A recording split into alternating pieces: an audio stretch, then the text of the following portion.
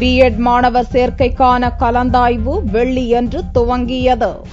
தமிழகத்தில் உள்ள 7 அரசு மற்றும் 14 அரசு உதவி பெறும் கல்வியியல் கல்லூரிகளில் பிஎட் படிப்பு மாணவர் சேர்க்கைக்கான கலந்தாய்வு வெள்ளிக்கிழமையன்று சென்னையில் உள்ள வெலிங்டன் கல்வியியல் மேம்பாட்டு நிறுவனத்தில் துவங்கியது.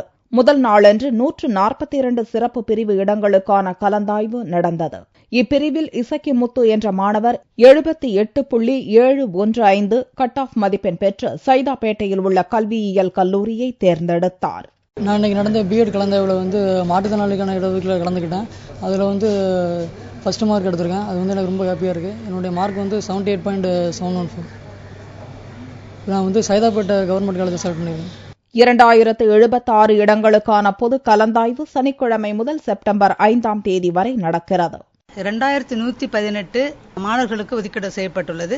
இதில் 1048 இடங்கள் அரசு கல்வியியல் கல்லூரிகளுக்கும் 1070 பணியிடங்கள் அரசு உதவி பெறும் கல்வியியல் கல்லூரிகளுக்கு ஒதுக்கப்பட்டுள்ளது. இந்த கலந்தாய்வு 30/8/13 முதல் 5/9/13 வரை தொடரும்.